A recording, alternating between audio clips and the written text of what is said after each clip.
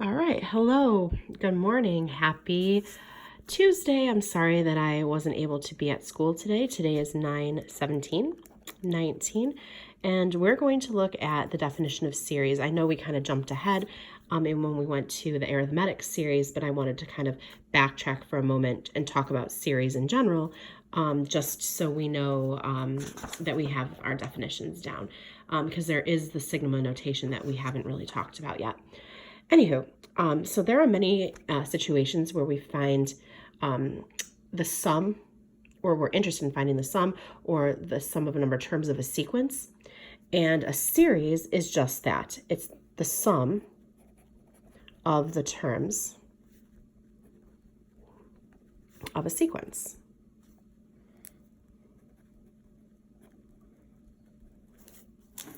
Sum of the terms of a sequence. There are a couple different types of series. There is a finite series, and we talked about that a little bit in class yesterday, but I just want to give you a bigger definition. So finite series is a sequence with n terms that has a corresponding series.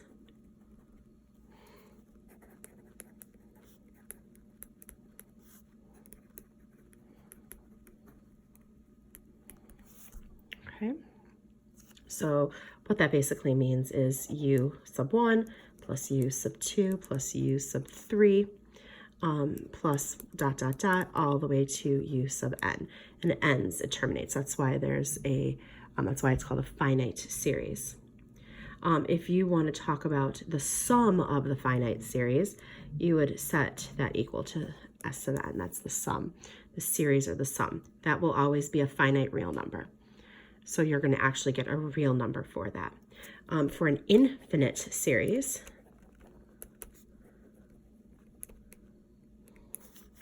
you're going to have something like this: u sub 1 plus u sub 2 plus u sub 3 plus ...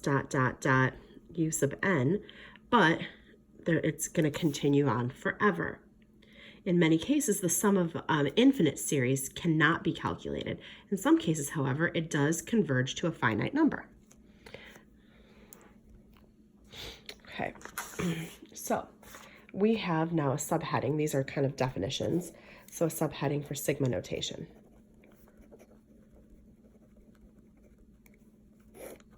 Sigma notation, or also another way to say it is summation notation.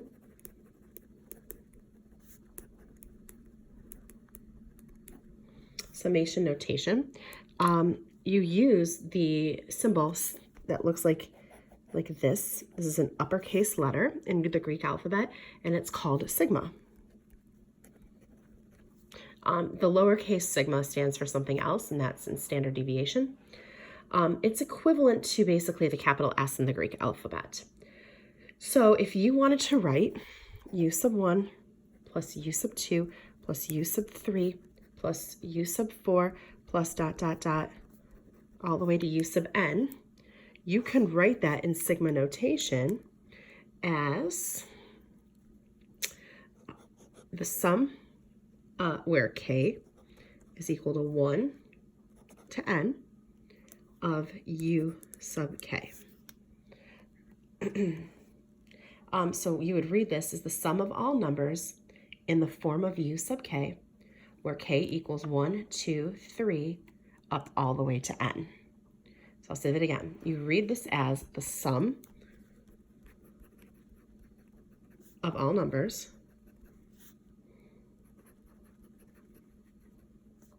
of the form u sub k, where k equals 1, 2, 3, ... up to n. Okay, so let's consider an example. So this is example 1. Let's consider the sequence. So consider the sequence.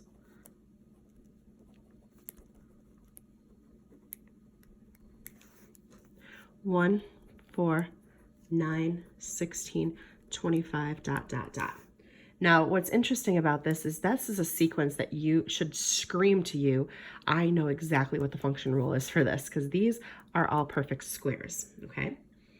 The part A is you're going to write down an expression for S sub n.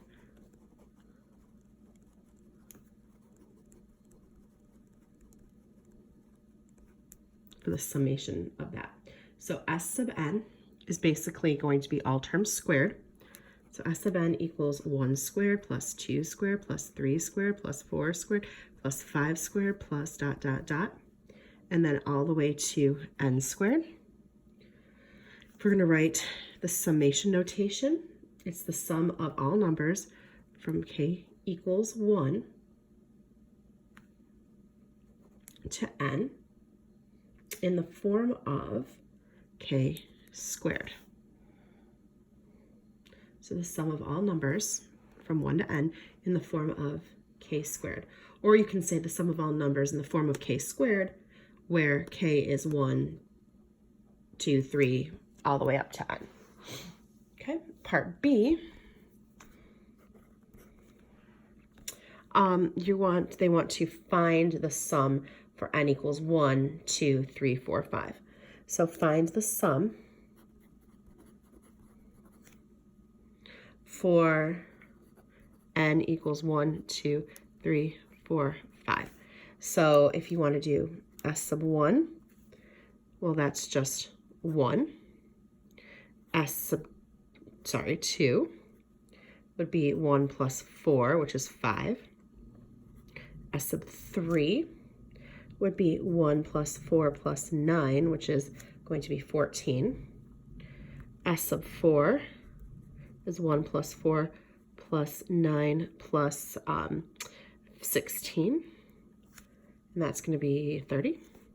And lastly, S sub 5 is 1 plus 4 plus 9 plus 16 plus 25, and that equals 55. Okay. You can pause this video at any time. You can rewind. You can look back at what we have written down here. So I'm going to continue with example 2.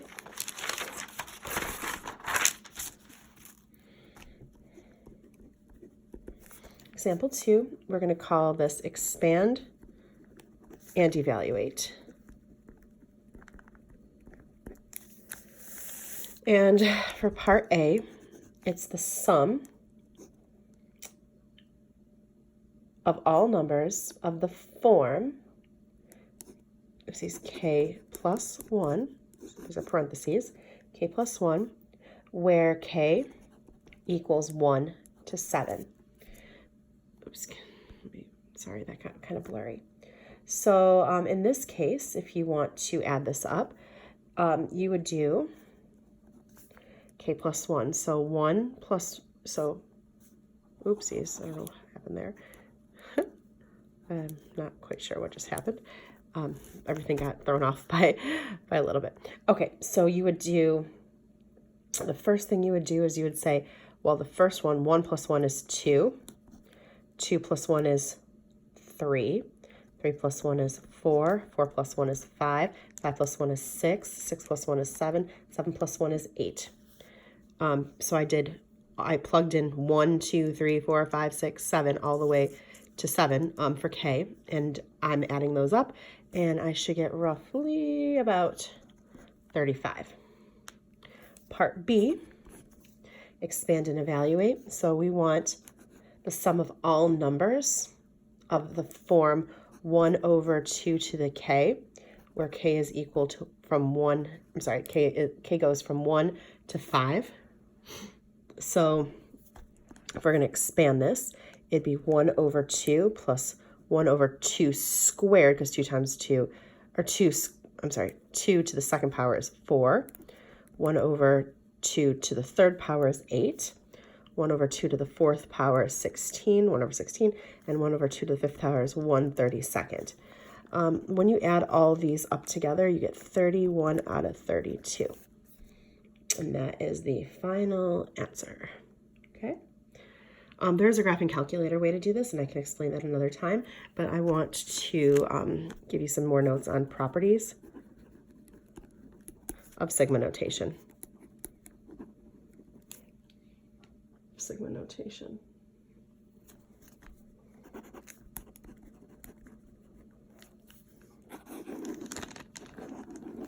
Okay, so if we have the sum of all numbers in the form of a to the k plus b to the k, or a sub k plus b sub k, where k equals 1 to n, you could actually separate this as saying the sum of the form of a sub k from k equals 1 to n plus the sum, so you're kind of expanding it, you're breaking it apart, of the form of b sub k, where k equals 1 to n power. That is one way of writing it. You could also have another property. If c is constant, or is a constant, then the sum of all numbers in the form of c times a sub k, where k equals 1 to n, is equal to c times, so the c moves out into the front of the sigma, c times the sum of all numbers of the form of a sub k, where k equals 1 to n, and the sum of all numbers in the form of c, where k equals 1 to n, is equal to cn. So there's two different properties there. Two different properties right there. Okay, so I'm going to give another example. So last example. Example 3. Expand the sum of all numbers in the form of 2k, where k equals 1 to n. And we're going to write that expansion again underneath, but with the terms in the reverse order. So what I mean by that, I will show you in a moment, but so 1, so 2 times 1, if I'm plugging in that, is 2. So if I'm plugging in 2 now, is 2 times 2 is 4. 3 is 6. Oh, you know what? Let me move this down. I kind of forgot that I had this down here. Pretend that didn't happen. And I'm going to expand part A down here. The sum of the form of 2k, where k equals 1 to n. Okay, so 2 times 1 is 2. 2 times 2 is 4. 2 times 3 is 6. Dot, dot, dot. Now we don't need to go very much further. Plus 2n minus 2 plus 2n. Okay, so at this point, we can also say 2n plus 2n minus 2 plus 2n minus 4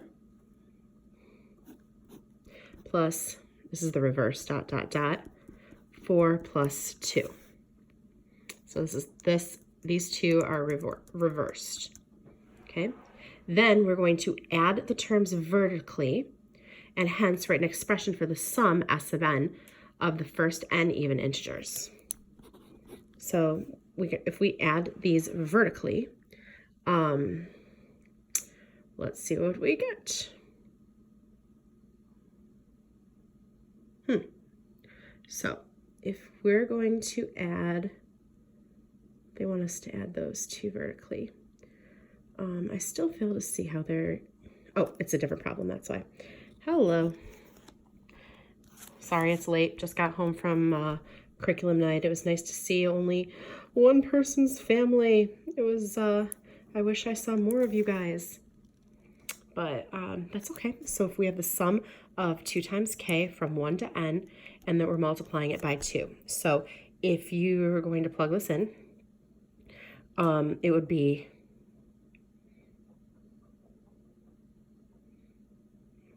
let's see. Okay, so 2n plus 2 plus 2n plus 2 plus 2n, oopsies, plus 2 plus dot dot dot 2n plus 2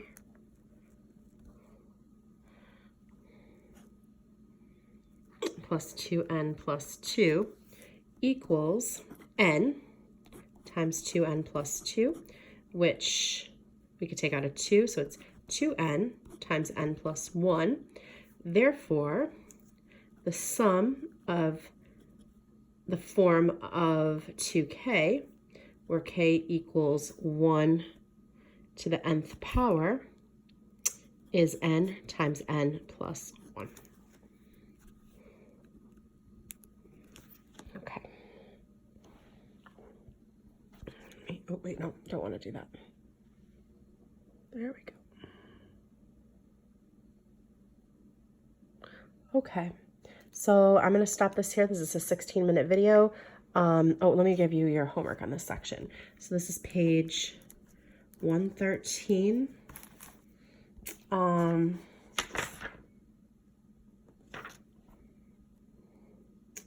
We can do, let's say, numbers 1 through 9 odd. Okay, on top of the homework that you had before. So if you want to do that, you can just do that in your textbook right now, and prepare for the activity 2 that you have to explain, or any homework that you didn't do. All right, have a great day. Be good. You can rewind this tape if you wanted, and I will see you soon. Bye-bye.